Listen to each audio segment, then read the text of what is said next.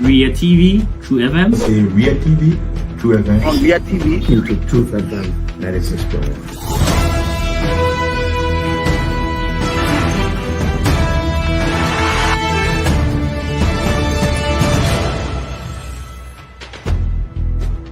What's the meaning of the black barrier? The black barrier is to tell Joseph Bakala, if you don't organize yourself in a grateful manner, we'll take your paper. You might say what you want to say, but for us, we are here to make sure we build our country, that we are respected.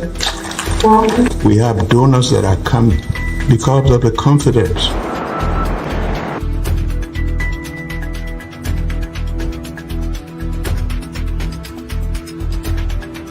News summary of 12. My name is Hansen there represent. Welcome to News and Analysis 30 minutes of news presentation about Liberia, Africa, and our one world.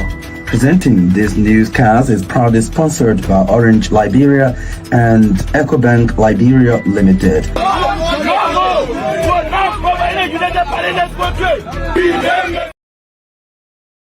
That's good evening. RCR News Bulletin. I'm George. We were in the headlines. Nobel Peace Prize winner Lema Bowie has expressed her support for Liberia's bid for a non-permanent seat on the United Nations Security Council.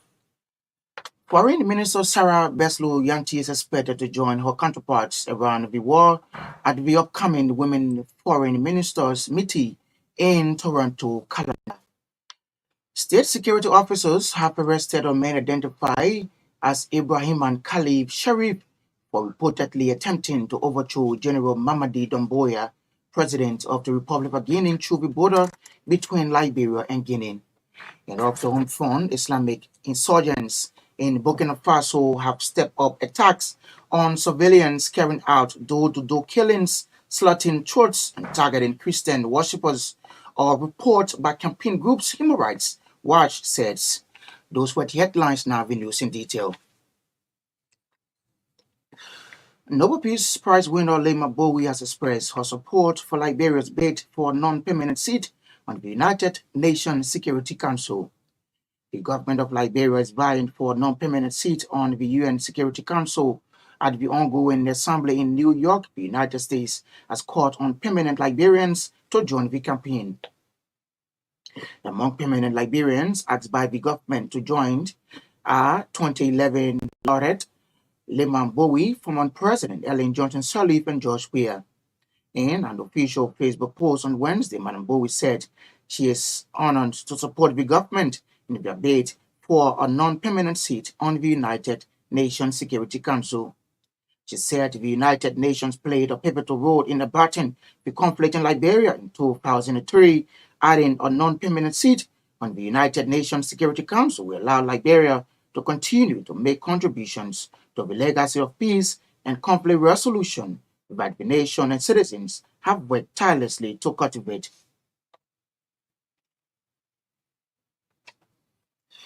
Foreign Minister Sarah Beslow Yanti is expected to join her counterparts around the world at the upcoming Women Foreign Ministers meeting in Toronto, Canada.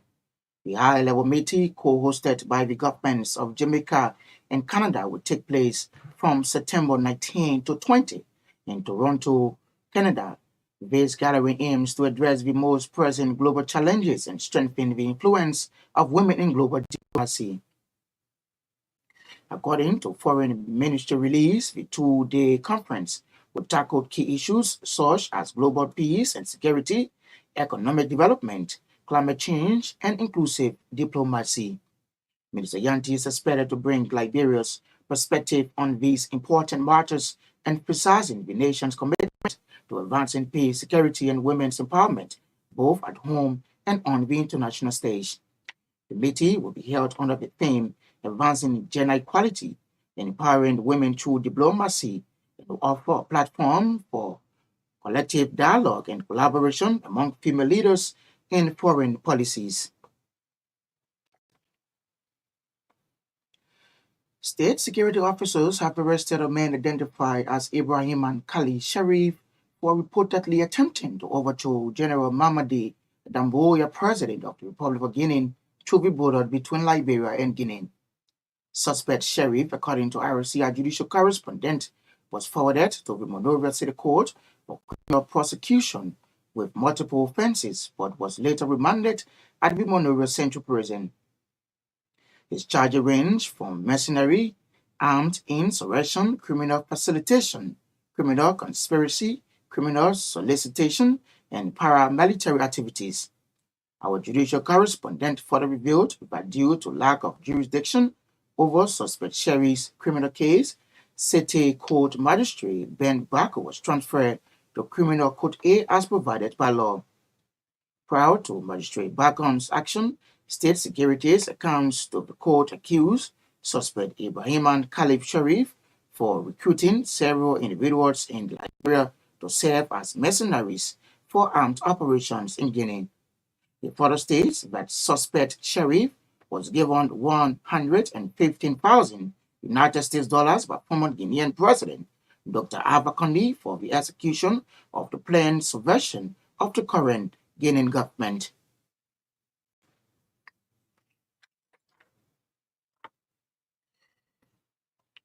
Staying in judicial news, about 5 defendants who were tried at the Faith Judicial Circuit Court in Grand Cape Mountain County reached 10 to 20 years imprisonment for being in possession of several narcotic drugs.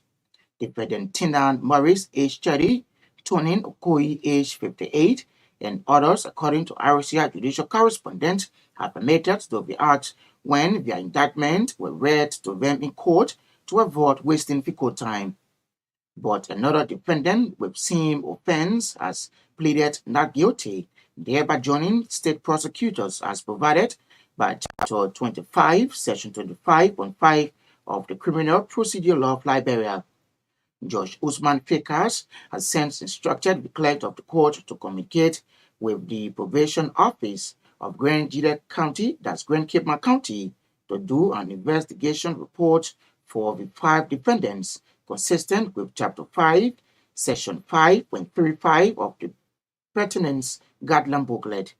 The intent is seeking to know whether the defendants in questions had previous criminal records before committing the act, which brought them under jurisdiction in court.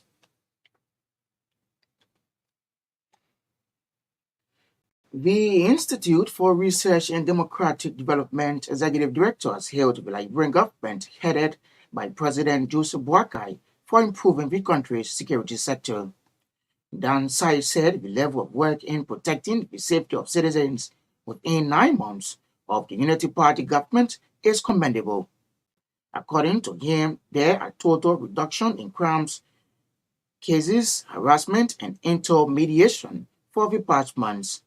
Sai also used the medium to applaud the Civil Survey Agency for its ongoing payroll verification exercise within government ministries and agencies. He spoke to RCI News Wednesday in Monrovia. In another development, ARET Executive Director has vowed to institute new measures that will monitor the workings of legislators in their respective districts. Dan Sai believed those officials who are being paid by taxpayers need to report to those they represent. He said ARET will follow up on lawmakers that are working according to their functions and responsibilities. According to him, those reports will justify that a lawmaker is not just checking salary, but also proving his or her workings at the legislature. It shows the public that ARET remains committed to its consistent fight in the best interests of the Liberian people. The Ministry of Gender, Children and Social Protection is calling on relevant authorities of government and civil society organizations to thoroughly investigate the recent reports of graduation ceremonies of young girls from the Sunday butchers in Margibi and Nima counties. In a press release issued Wednesday, September 18, the ministry said they have been informed that on September 14 and 15, separate ceremonies were held where traditional women paraded unveiling girls from the Sunday bush and presenting them to the public to be reintegrated in the society. According to the release, in Margibi County, over 30 females, including minors and teenagers, were reportedly released from Virginia Hills Society School in Wheeler, while another incident was reported in Yamin Administrative District, Nima County. The Ministry of Gender said the situation is frustrating in the wake of government and civil society organizations' efforts to put an end to such practice in the country. The ministry therefore condemns the incident and remains resolute in its commitment to collaborate with the stakeholders and communities to achieve the eradication of FGM practices across Liberia. The president of the National Association of Liberia Principals, Dr. Benjamin Way, is urging the Ministry of Education and WAEC Liberia to reconsider their decision mandating 12th graders to pass the WAEC exams before graduating from high school. Dr. Way emphasized that Liberia is the only country in West Africa implementing such a mandate, arguing that it could negatively impact student futures. He urged a reconsideration of this policy to better support the educational development of Liberia's youth. The president of Lacoste's College of Education made the disclosure on Wednesday when he appeared as guest on the Truth Breakfast Show.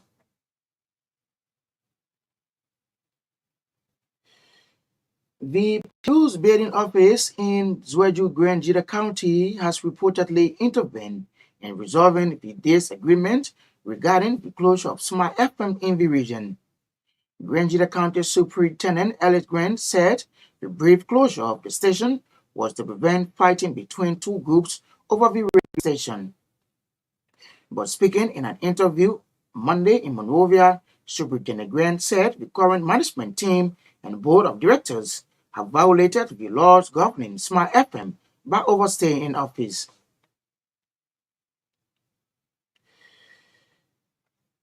The Liberia National Lottery Authority has warned against gaming companies allowing youth below age 18 to participate in any form of gambling activities at their entities across Liberia. The National Lottery Authority Deputy Director General for Administration, Ines Famulet, said the agency will begin taking legal actions against any entity that continues to allow young people below age 18 to involve in gambling at their entities. According to him, it is wrong to see school-going kids being seen at gambling booths while they are still below the targeted age.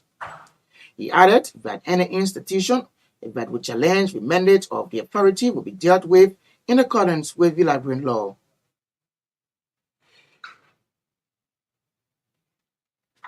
And after unfound Islamic insurgents in Burkina Faso have stepped up attacks on civilians carrying out door-to-door killings, slaughtering churches, and targeting Christian worshippers, a report by campaign group Human Rights Watch says.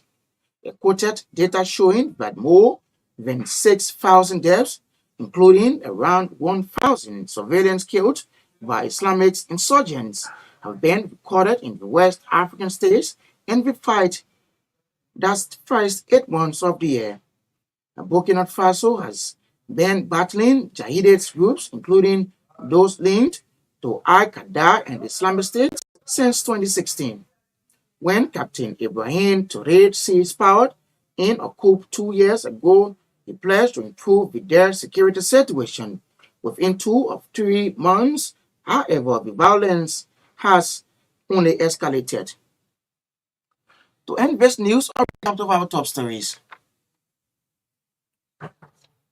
Nobel Peace Prize winner Lehman Bowie has expressed her support for Liberia's bid for a non-permanent seat on the United Nations Security Council. Foreign Minister Sarah Besloyanti is expected to join her counterparts from around the world at the upcoming Women Foreign Ministers meeting in Toronto, Canada. State security officers have arrested a man identified as Ibrahim Khalif Sharif for reportedly attempting to overthrow General Mamadi Doumbouya, president of the Republic of Guinea, through the border between Liberia and Guinea. And after home front Islamic insurgents in Burkina Faso have stepped up attacks on civilians, carrying out door-to-door killings, slaughtering churches, and targeting Christian worshippers. A report by campaign group Human Rights Watch says. That's RCR News Bulletin at 7. I'm Josh. Good evening.